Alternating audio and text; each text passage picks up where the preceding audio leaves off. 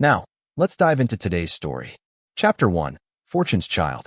Dominic "Dom" Kellerman had always been the family disappointment in his parents' eyes. Not because he lacked intelligence or ambition, but because he refused to follow the path they'd mapped out. His father, Russell Kellerman, a retired Navy officer turned successful real estate broker, wanted Dom to join the military or follow him into property sales. His mother, Elaine, had been equally insistent that Dom pursue a respectable career. Instead, Dom became an architectural designer with a passion for sustainable housing concepts, ideas that were ahead of their time but rarely earned him the financial success his parents valued above all else. "You'll never amount to anything with these tree-hugger fantasies," Russell had told him at their last family dinner, 3 months before the lottery. Dom's wife, Stella, had squeezed his hand under the table that night, a silent show of support. Or so he'd thought. Dom had met Stella Durant during his second year of college. She was studying business administration, practical-minded like his parents, but she'd seemed to admire his idealism. They married young, weathering financial uncertainties while Dom established his reputation in architecture. Stella took a job at Meridian Development Group, working under developer Preston Walsh, who specialized in luxury properties that represented everything Dom's sustainable designs stood against. The day Dom's luck changed began ordinarily. He'd stopped for gas and impulsively bought a Powerball ticket, something he rarely did. The $237 million jackpot was the kind of money that changed lives permanently. When the winning numbers were announced, Dom stared at his ticket in disbelief. After the initial shock, Dom and Stella celebrated with champagne in their modest apartment. "We can finally make all our dreams come true," she'd said, embracing him tightly, her eyes shining with what he mistook for love. Dom chose the lump sum option, $142 million before taxes. After the government took its share, he was left with approximately $90 million. The first thing he decided was to buy his parents a home, hoping finally to earn their respect. "I want to get them something really special," Dom told Stella as they browsed luxury properties online. "Maybe that waterfront property in Newport we saw?" Stella had nodded enthusiastically. "They'll be so impressed. It's exactly what successful people like your father appreciate." Dom didn't notice how Stella's phone buzzed constantly during those days, or how she took calls in another room. He was too focused on finding the perfect house for his parents, finally proving his worth.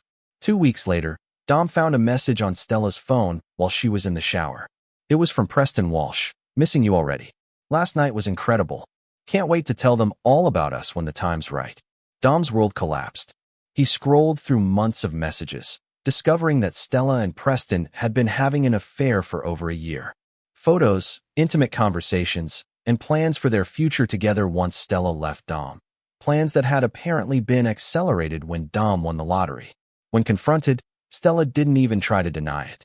"Preston understands ambition," she said coldly. "He doesn't waste time on impractical dreams." "How long were you planning to leave?" Dom asked, his voice hollow. Stella's laugh was harsh. "Before the lottery? Within a year. Now, we need to be more strategic." Her mask had completely fallen away, revealing a calculating stranger. Dom filed for divorce the next day, but in a moment of misplaced pride, or perhaps trying to show he wasn't devastated, he followed through with purchasing his parents' dream house, a $5.2 million waterfront estate. "Despite everything," he told his friend Abel Mendez over drinks, "I still want to prove to my parents that I'm not the failure they always thought I was." Abel, a construction contractor who'd worked with Dom on several projects, shook his head. "Man, you need to be careful. Your folks have never believed in you." And Stella just showed her true colors. "Don't be generous with people who don't deserve it." Dom didn't listen. He was determined to rise above the betrayal, to show that his success wouldn't change who he was, even if everyone around him was changing in response to his newfound wealth. What Dom didn't know was that Stella had already made contact with his parents, setting in motion a plan that would lead to his second devastating betrayal. Chapter 2. Blood and Water. The Newport house closing was scheduled for a Friday. Dom invited his parents to lunch the day before, planning to surprise them with the keys at the end of the meal. They met at Russell's favorite steakhouse, where his father immediately launched into a lecture about Dom's divorce. Stella seemed like such a sensible woman, Elaine said, stirring her iced tea. "What did you do to drive her away?" Dom bit back a retort. I didn't drive her anywhere. She was having an affair with her boss. Russell scoffed. There's always two sides to these things, son. A woman doesn't just stray for no reason. After decades of such comments, Dom had grown a thick skin. He reached into his jacket pocket, feeling the weight of the house keys. Maybe this gesture would finally change how they saw him. I have something for you both, Dom said, sliding an envelope across the table. Call it an early retirement gift. Inside was a photo of the waterfront property and a note explaining that Dom had purchased it for them. The house had 7 bedrooms, a private dock, and panoramic ocean views. It was the kind of property Russell had always pointed out to Dom as a symbol of true success. For a moment, his parents seemed genuinely shocked. His mother's eyes welled with tears, and his father cleared his throat several times. This is quite something, Russell finally said. Never thought you had it in you. It wasn't the warm response Dom had hoped for, but it was the closest thing to approval he'd ever received from his father. The closing is tomorrow. I've already set up the utilities and arranged for the current furniture to remain. You can move in immediately if you want. Elaine reached across the table and squeezed Dom's hand. Thank you, Dominic. This is unexpected. That evening, Dom met with his attorney, Nora Blackwell, who had been handling his lottery winnings and the divorce proceedings. Stella's asking for half the lottery money, Nora informed him. Her lawyers are arguing that since you were married when you purchased the ticket, the winnings are marital property. Dom had anticipated this. What's your recommendation? We fight it, of course. But to be safe, I've prepared all documentation for your parents' house with special provisions. I've created a living trust with specific conditions about occupancy and ownership. The house is legally yours, but your parents have lifetime rights to live there, provided they meet certain conditions. Dom nodded. They'll never read the fine print, but it's good to be protected. Page 4, Section 8 is particularly important, Nora emphasized. It contains the mutual exclusivity clause and the non-transferability provisions. Make sure they understand those before they sign. Dom assured her he would, but in truth, he was too excited about finally earning his parents' respect to worry about legal details. The closing went smoothly the next day. His parents signed the documents without reading them carefully, despite Nora's gentle prompting to review everything thoroughly. Russell was too busy asking the previous owners about the boat lift capacity at the dock, while Elaine was already planning which bedroom would become her crafting space. Over the next 2 months, as his divorce proceedings continued, Dom noticed his parents becoming increasingly distant. They didn't invite him to their housewarming party, though he saw photos on social media. His calls went unanswered for days. More disturbingly, Dom began hearing rumors that Stella was frequently seen at his parents' new house, sometimes accompanied by Preston Walsh. When confronted by phone, Russell dismissed Dom's concerns. Stella's been very helpful with decorating tips. Unlike you, she understands quality. Dom decided to make an unannounced visit. When he arrived at the Newport house, he found Stella's car in the driveway next to an unfamiliar luxury SUV. Inside, he discovered his parents hosting lunch for Stella and Preston. The conversation stopped abruptly when Dom entered the dining room. The tension was thick enough to cut with a knife. What's going on here? Dom demanded. Preston smiled smugly. Just getting to know the family better. Your parents are charming people. Before Dom could respond, his father stood up. This is our home, and we can invite whoever we please. Technically, it's my home, Dom corrected him. I only gave you living rights. Elaine waved dismissively. That's not what the new deed says. A cold feeling settled in Dom's stomach. What new deed? Chapter 3, The Paper Trail. Dom stormed into the county records office the following Monday. What he discovered made his blood run cold. 3 weeks earlier, his parents had filed a quitclaim deed transferring ownership of the Newport property to Stella Kellerman. He immediately called Nora, who was as shocked as he was. That's impossible, she insisted. The trust explicitly prohibits transfer without your approval. They didn't have the legal authority to make that change. Dom drove straight to the Newport house, finding his parents in the backyard enjoying cocktails on the patio overlooking the water. The idyllic scene only fueled his rage. You put the house in Stella's name? He demanded, throwing the property records onto the table. His mother barely looked up from her magazine. You're too irresponsible. This lottery money has gone to your head. We were protecting our interests, Russell added calmly, sipping his drink. Stella approached us with concerns about how you're handling your newfound wealth. So you conspired with my cheating ex-wife? Russell laughed dismissively. It was always the plan, son. We never thought you could handle real success. This way, the house stays in the family even after you inevitably blow through all your money. Dom couldn't believe what he was hearing. The house was a gift. And Stella isn't family anymore. She cheated on me. She made a mistake, Elaine said. But at least she has a good head for financial matters. The house is better off in her name. Dom took a deep breath, then reached into his messenger bag and pulled out a bound legal document. He placed it on the table and flipped to a marked page. Did either of you actually read the contract you signed? The trust agreement. Russell scoffed. We had our lawyer review the important parts. Page 4, Section 8. Dom whispered, sliding the document toward them. Read it. Now, as his parents leaned forward to read, their expressions gradually transformed from contempt to confusion to alarm. Section 8 contained several crucial provisions. The property was held in an irrevocable trust with Dom as the trustee and his parents as beneficiaries with lifetime occupancy rights only. Any attempt to transfer ownership would trigger immediate termination of all occupancy rights. In the event of such attempted transfer, ownership would revert completely to Dom, and the beneficiaries would be required to vacate within 30 days. Additionally, beneficiaries would be liable for liquidated damages of $500,000 for breach of trust conditions. This can't be legally binding, Russell sputtered, his face reddening. Nora had it specifically drafted to protect against exactly this scenario, Dom said quietly. Your quitclaim deed is invalid because you never had transferable ownership rights. The county will void it once my attorney files the appropriate motions. You can't throw us out, Elaine protested, her voice rising. We're your parents. Dom stood up, gathering his documents. You have 30 days to vacate. I'll be serving you with formal notice tomorrow. Russell's confident demeanor crumbled. Where are we supposed to go? Not my problem, Dom replied coldly. Maybe Stella can put you up in one of Preston's properties. As Dom turned to leave, his father called after him. This isn't over, Dominic. Preston has connections you can't imagine. You'll regret this. Dom paused at the doorway, a calmness settling over him that he hadn't felt since before the lottery. I already have plenty of regrets. Trusting any of you is at the top of that list. But that ends today. What Dom didn't tell them was that page 4, Section 8 contained one more provision. A clause that would become central to his plan for revenge against not just his parents, but Stella and Preston as well. The betrayal had crystallized something inside him. The idealistic architect was gone, replaced by a man who would meticulously design the downfall of those who had wronged him. As he drove away from the Newport house, Dom made a call to Abel Mendez. Remember when you said I needed to be careful about who I trust? You were right. I need your help with something important. Whatever you need, brother. Abel replied without hesitation.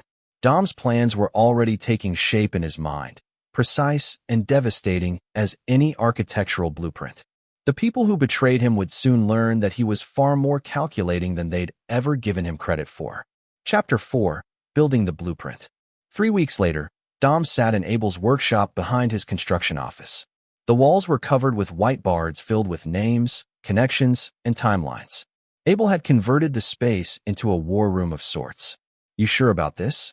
Abel asked, crossing his arms as he studied their work.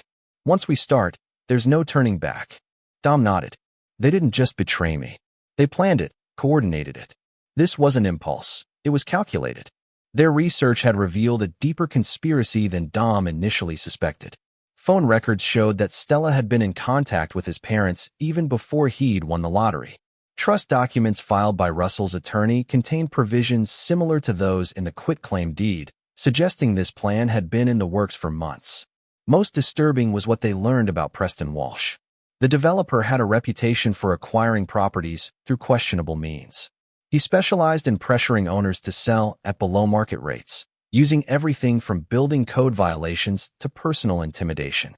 Preston's interested in more than just Stella, Abel explained, pointing to a map on the wall. Look at the properties surrounding your Newport house. Walsh Development has been buying them up over the last year. Your parents' house, your house, is the missing piece in a bigger development. Dom studied the map. He wants to consolidate the entire waterfront. Exactly. And based on these plans I found filed with the city, he's looking to build a private marina and luxury condos. That development would be worth hundreds of millions. The picture became clearer.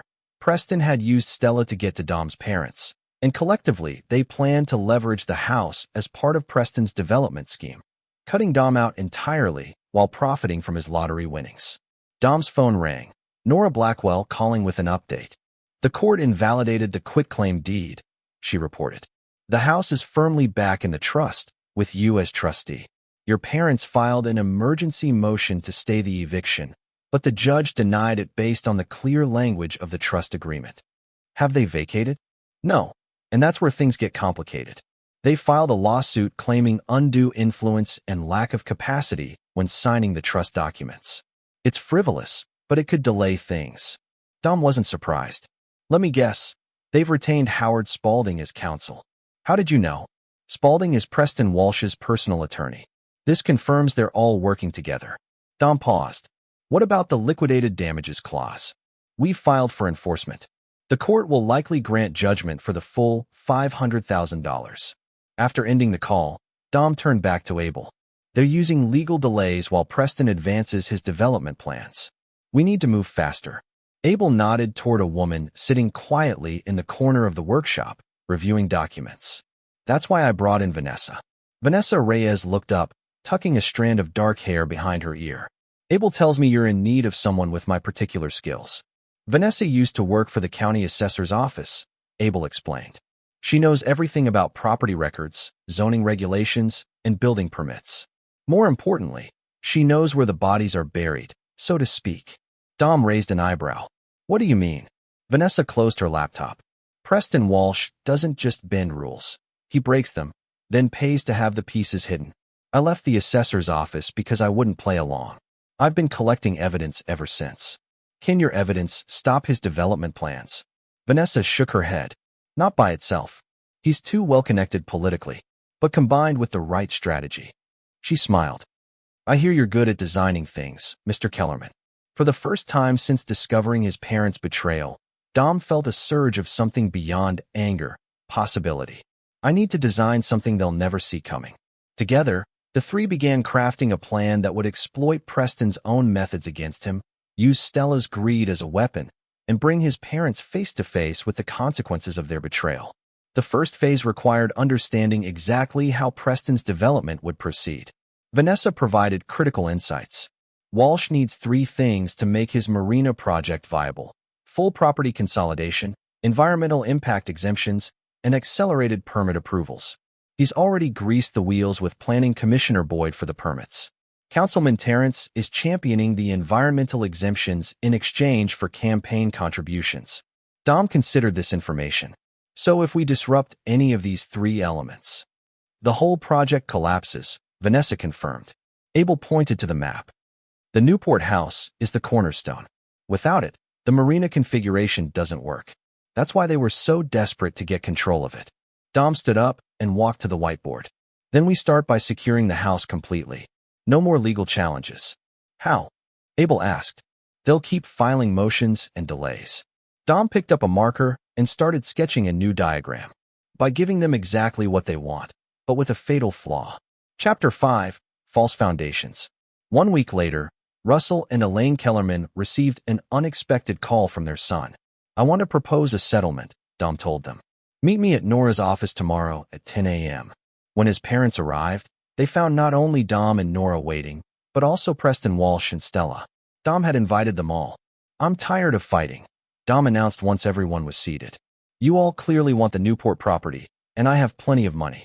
So let's make a deal. Russell and Preston exchanged skeptical glances. What's the catch? Stella asked. No catch. I'll transfer the property to a new entity that you'll control collectively. In exchange, you drop all litigation. Pay me a fair market value over 10 years, and I walk away. Preston leaned forward. Why the sudden change of heart? Dom shrugged. I've got other projects I want to focus on. This conflict is distracting. After 2 hours of negotiation, they reached terms. Dom would create a new limited liability company to hold the property. His parents, Stella, and Preston would be equal members with full control of the property's use. They would make payments to Dom totaling $6 million over 10 years, slightly above market value, but with favorable terms. As they prepared to sign the preliminary agreement, Russell couldn't help but gloat. Finally came to your senses, I see. Dom smiled thinly. I know when I'm outmatched. After they left, Nora gave Dom a concerned look. You realize you're giving them exactly what they wanted? Not exactly, Dom replied. I'm giving them exactly what I want them to think they're getting. The next phase of Dom's plan moved quickly. While the new LLC documents were being prepared, Dom used his connections through Abel to spread rumors in the construction industry that Preston's marina development was facing unexpected problems. Nothing specific, just enough to make potential investors nervous. Simultaneously, Vanessa began a careful campaign of filing public records requests focused on Preston's previous developments, creating a paper trail of official interest in his practices. 2 weeks later, Dom invited Preston to meet him for a drink. I know about the marina development, Dom said without preamble when Preston arrived. Preston's expression remained neutral. I don't know what you're talking about. Come on.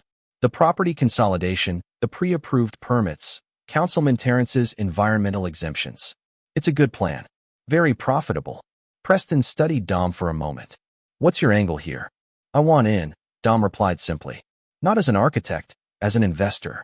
I've got plenty of cash from the lottery, and unlike my parents or Stella, I actually understand development. This unexpected proposal caught Preston off guard, exactly as Dom had intended. After initial resistance, Preston eventually agreed to let Dom invest $10 million for a 15% stake in the marina project, contingent on the Newport property transfer being completed. Smart move, Preston said as they shook hands. Better to get a piece of the action than fight it. What Preston didn't know was that Dom had just solidified a critical component of his revenge. With investor status, Dom would gain access to the project's internal documentation, financing arrangements, and partnership agreements, information that would prove invaluable. Meanwhile, Abel was making progress on another front.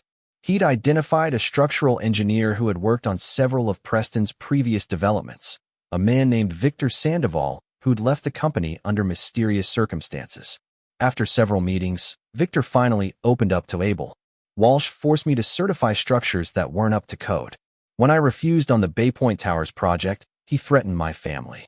I had evidence of falsified inspection reports, but his lawyer Spaulding convinced me it would be better to take a severance package and stay quiet. Do you still have that evidence? Abel asked. Victor hesitated before nodding slowly. I kept copies. Insurance, you know? This was exactly what Dom needed. Leverage that could be used at the right moment. As these pieces fell into place, Dom received a call from Stella. Her tone was almost friendly.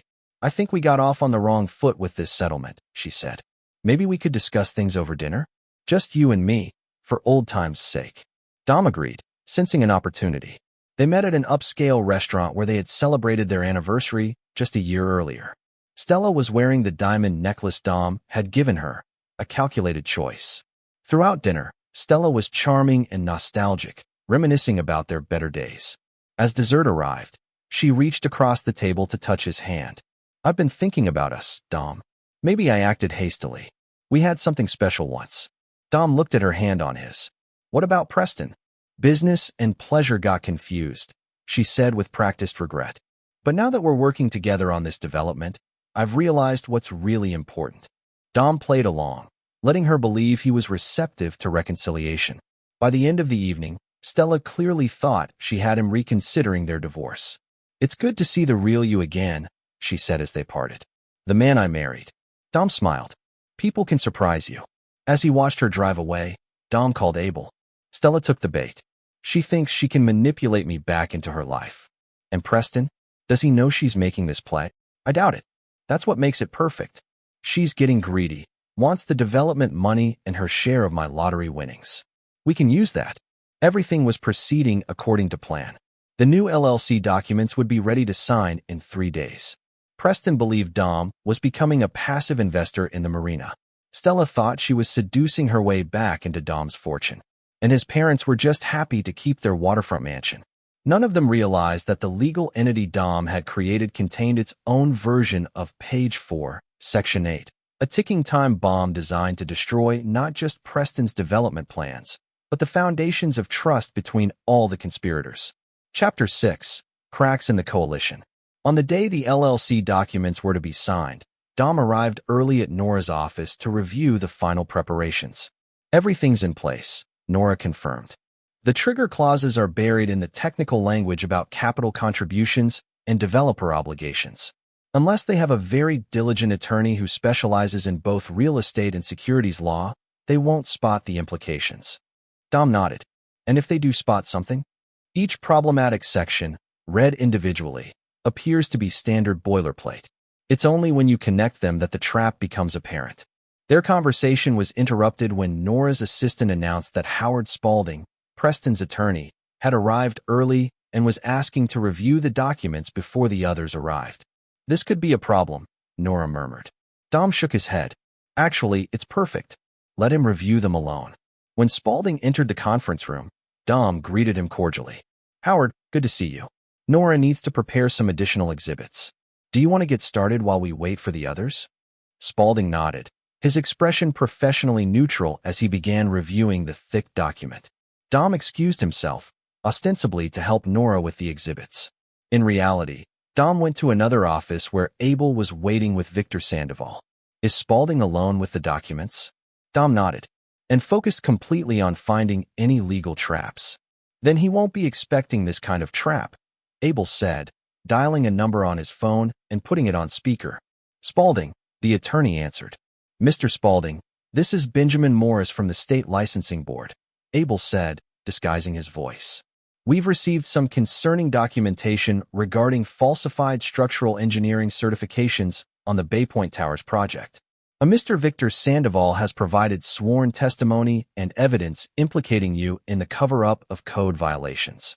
There was a long pause before Spaulding responded, his voice noticeably tighter. I don't know what you're talking about. We're opening a formal investigation. Investigators will be serving subpoenas to your office later this week. I'm calling as a professional courtesy to let you know this is happening. After ending the call, Abel grinned at Dom. He took the bait. Now we wait, Dom said. When they returned to the conference room, Spaulding was visibly distracted, perspiration dotting his forehead despite the room's cool temperature. He'd clearly rushed through his review of the remaining documents. Everything appears to be in order, he said hurriedly. Standard terms for this type of arrangement. Within the hour, everyone had arrived. As the signing proceeded, Dom noticed Spaulding checking his phone repeatedly, clearly preoccupied with the licensing board call. Preston, misinterpreting his attorney's nervous behavior, grew irritated. Is there a problem, Howard? No problem, Spaulding assured him. Everything's fine. When the signing was complete, Dom struck a conciliatory tone. I think this works out best for everyone. You get the property for your development, and I get a fair return on my investment. As they left Nora's office, Dom noticed Spaulding pull Preston aside for a hushed, intense conversation. The seed of doubt had been planted. That evening, Dom invited his parents to dinner to celebrate the resolution of their conflict. Though initially hesitant, the prospect of Dom's apparent surrender was too satisfying for them to decline. During the meal, Dom was careful to appear resigned but amenable. I've learned a lot from all this, he told them. About business, about family, about loyalty. Russell raised his glass. To lessons learned. Dom nodded, raising his own glass. Indeed. By the way, have either of you spoken with Preston about the development timeline? Elaine looked confused. What development? Dom feigned surprise. The marina project. That's what this has all been about, right? Preston's plan to develop the entire waterfront, including the Newport property. The blank expressions on his parents' faces confirmed what Dom had suspected. You didn't know, he said softly. Interesting. What marina project? Russell demanded. Dom shrugged. You should ask Preston. Or Stella. They've been planning it for quite some time. That's why they were so interested in getting control of your house. He could see the calculations happening behind his father's eyes. How much is this development worth? Conservatively? About $300 million once completed. Russell's expression darkened. And what's our share supposed to be? According to what Stella told me, you'd be paid for the house and might get a small stake in the project. But nothing like the returns Preston and his primary investors will see. Dom watched as his parents' satisfaction crumbled into suspicion. By the time dessert arrived, they were openly questioning whether they'd been manipulated by Preston and Stella. They used us, Elaine concluded bitterly. Dom offered a sympathetic smile. It seems that way. But don't worry. As equal members in the new LLC, you'll have some leverage. If you play it right. As his parents left the restaurant, Dom knew they would immediately contact Stella, demanding explanations and a larger share of the development profits. The coalition was already fracturing. The next morning, Dom received a text from Abel. Spaulding resigned as Preston's attorney, citing conflicts of interest. Another piece falling into place. Without Spaulding to guide him through the legal complexities, Preston would be more vulnerable to the traps Dom had laid in the LLC agreement. Later that day, Vanessa reported that Preston had been seen arguing with Councilman Terrence outside City Hall. Whatever they were fighting about, it wasn't friendly, she said. Preston looked furious. Dom didn't have to wonder what had caused the argument. He'd anonymously delivered evidence of their quid pro quo arrangement to the councilman's political opponent the previous day. Terrence was likely backing away from his support for the environmental exemptions. By evening, the first public cracks appeared. Preston issued a press release announcing a reconsideration of development timelines due to emerging community concerns. The stock price of Walsh Development dropped 7% on the news. Dom received a furious call from Preston. What did you do? The councilman is suddenly getting cold feet. My attorney quits without explanation, and your parents are demanding a 30% stake in the marina. I don't know what you're talking about, Dom replied calmly. Maybe you should talk to Stella. She seems to have her own agenda these days. After hanging up, Dom smiled to himself. His opponents were now suspicious of each other, beginning to fracture under pressure. But the real devastation was still to come. The trap embedded in page 4, Section 8 of the new LLC agreement was about to spring, and none of them would see it coming until it was too late. Chapter 7. The Collapse. 3 weeks after the LLC signing, Dom called a meeting of all members. The location he selected was symbolic. The Newport house itself, the property that had become the nexus of betrayal and revenge. When Dom arrived, the atmosphere was already tense. Preston and Stella were on one side of the living room, pointedly ignoring Russell and Elaine, who sat stiffly on the opposite sofa. Their unified front had completely dissolved. Thank you all for coming, Dom began, setting his briefcase on the coffee table. As members of Waterfront Holdings LLC, we need to discuss some urgent matters regarding the property and the planned development. Preston leaned forward. What matters? Construction is scheduled to begin next month once the permits are finalized. Dom opened his briefcase and distributed folders to each person. That may be difficult, given recent developments. Please review these documents. Inside each folder was a series of letters. One from the Environmental Protection Agency announcing an investigation into potential wetlands violations. Another from the Coastal Commission suspending development approvals pending review. And a third from the County Building Department revoking previously issued permits based on new information regarding soil stability. Preston's face reddened as he read. This is bullshit. These approvals were guaranteed. Nothing's guaranteed in development, Dom replied calmly, especially when the proper procedures haven't been followed. Stella looked up from her folder, eyes narrowed. You did this. Dom didn't deny it. Actually, all I did was ensure that the regulatory agencies had accurate information. Information that should have been provided from the beginning. Russell slapped his folder down. This doesn't matter. We still own the property. We can wait out these delays. About that, Dom continued, removing another document from his briefcase. I need to direct your attention to Section 8 of our operating agreement. Specifically, the capital call provisions and default remedies. As they flipped to the relevant section, Dom explained. The LLC requires additional capital contributions of $2 million from each member by the end of this month to cover costs associated with these regulatory challenges. Failure to make the contribution constitutes default. $2 million? Elaine exclaimed. We don't have that kind of money. I'm sure you can mortgage this house, Dom suggested innocently.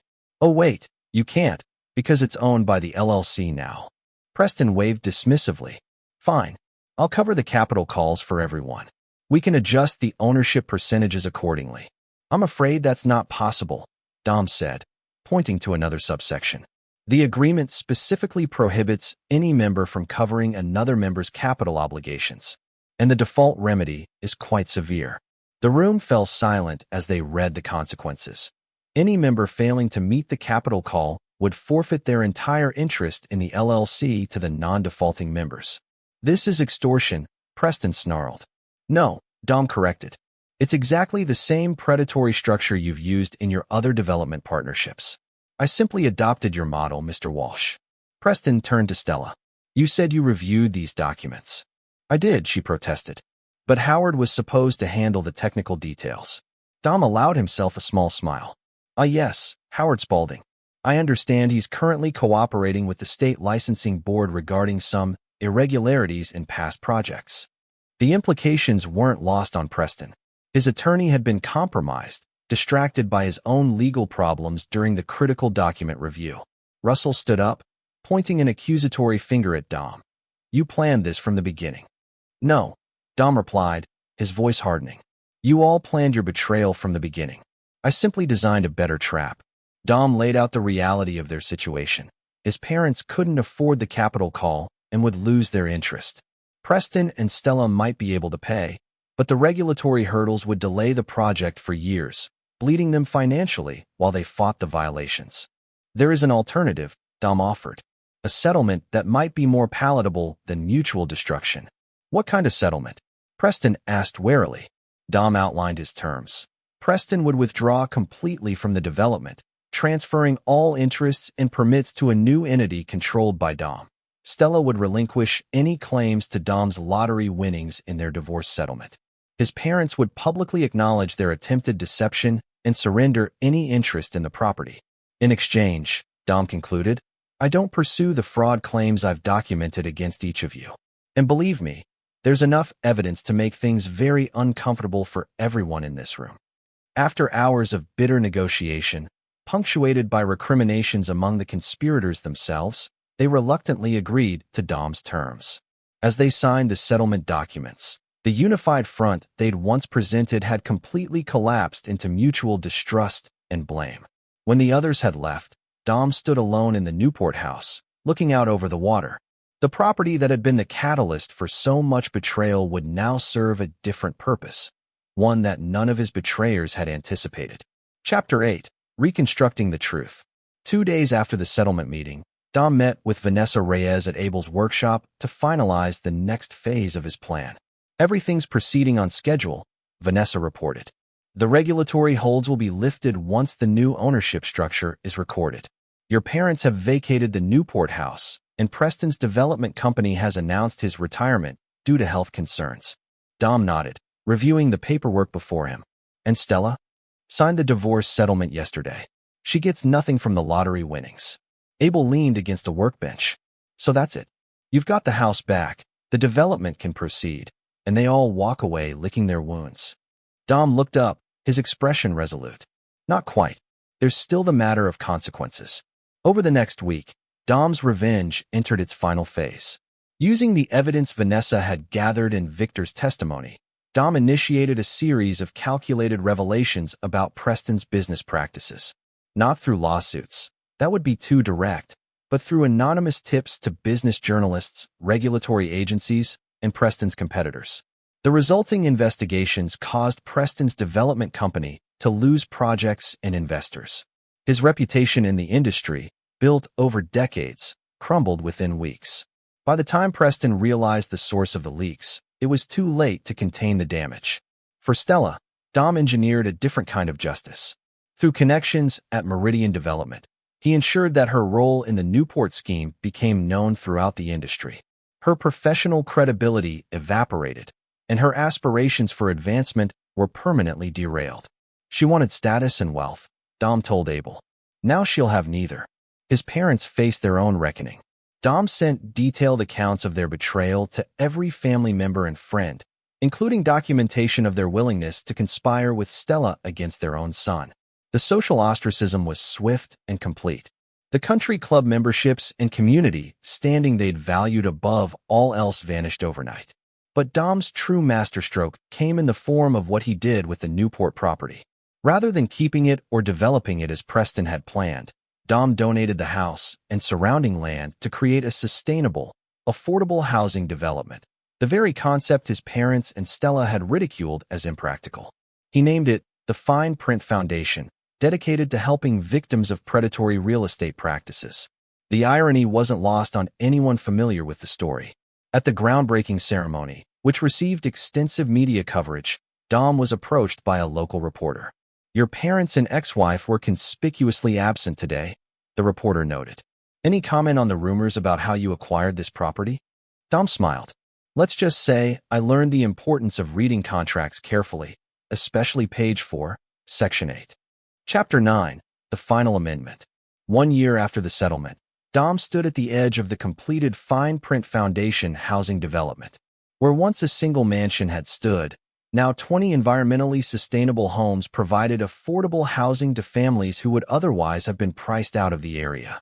Abel joined him, surveying the community gathering space being used for the development's first neighborhood celebration. "Quite a transformation," Abel remarked. "From monument to ego to something that actually matters." Dom nodded. "The best revenge isn't just winning, it's rewriting the narrative." The past year had seen the complete dismantling of the conspiracy against him. Preston Walsh had filed for bankruptcy protection after investors fled and lawsuits mounted. His development empire was sold off in pieces to cover debts. Stella had left the area entirely, her professional reputation in tatters. Last Dom heard, she was working an entry-level position at a small firm in another state, her ambitions permanently diminished. His parents had been forced to downsize dramatically, moving into a modest retirement community after their social circle collapsed. They had attempted reconciliation several times, sending letters that alternated between guilt-inducing pleas and self-justifying explanations. Dom returned each one unopened. "Do you ever regret going this far?" Abel asked, watching Dom's expression. Dom considered the question. "They didn't just try to take my money or property. They betrayed my trust in the most fundamental way possible. Family, marriage, these are supposed to be the relationships you can count on. And now I've rebuilt on solid foundations," Dom replied. "With people who understand loyalty." Vanessa approached them, clipboard in hand. "The last of the families are moved in. All 20 units occupied." Dom smiled at her. Their professional relationship had evolved over the past year into something deeper. Unlike Stella, Vanessa valued Dom's vision for sustainable development and shared his sense of justice. "What about the marina project?" Abel asked. "The permits are still valid." Dom nodded. "I'm redirecting that too. Instead of Preston's exclusive yacht club, we're building a public marina with educational facilities about marine conservation. The Planning Commission approved it last week." As they walked through the development, residents greeted Dom with genuine appreciation. For many, these homes represented their first opportunity for stable housing in a safe community. One elderly resident stopped Dom to shake his hand. "My daughter and grandkids live just 2 units down," he said, voice thick with emotion. "Before this, we couldn't afford to live in the same city. You've given us our family back." The irony wasn't lost on Dom. His own family had shattered beyond repair, but through that destruction, he'd created something that reunited others. Later that evening, Dom received an unexpected call from Nora Blackwell. "I thought you should know," she said. "Russell tried to contest the settlement again. Judge dismissed it with prejudice and warned him about filing frivolous claims. Let me guess, he claimed he didn't understand what he was signing." "Exactly. The judge actually referenced page 4, section 8 in his ruling, saying your father should have read it the first time." After ending the call, Dom joined Vanessa on the deck of his new home, a modest but beautiful house within the development itself. He'd refused to separate himself from the community he'd created. "More trouble?" she asked, noting his expression. "No, just the final pages of a chapter that's already closed." As they looked out over the community that had risen from his betrayal, Dom felt something he hadn't expected, not satisfaction in his revenge, but pride in what had replaced it. The people who had hurt him most deeply had been removed from his life, their own lives diminished by their greed and deception. But unlike them, Dom hadn't been diminished by his response to betrayal. He'd transformed it into something enduring and meaningful. "You know," Vanessa said, slipping her hand into his, "most people would have just taken the money and walked away." Dom shook his head. "I'm not most people. And some contracts can't be broken without consequences." In the distance, lights came on in the homes of the fine print development, families gathering for dinner, children doing homework, neighbors visiting one another. Life continuing in a community built on the ashes of betrayal. Dom had not just won. He had transcended the very game his betrayers thought they were playing. And in doing so, he had written his own page for Section 8, the amendment that transformed revenge into redemption. Not for those who had wronged him. They would live with the consequences of their actions. But for himself, and for the community that now thrived where once only deception had flourished. This is where our story comes to an end. Share your thoughts in the comments section. Thanks for your time. If you enjoy this story, please subscribe to this channel. Click on the video you see on the screen, and I will see you there.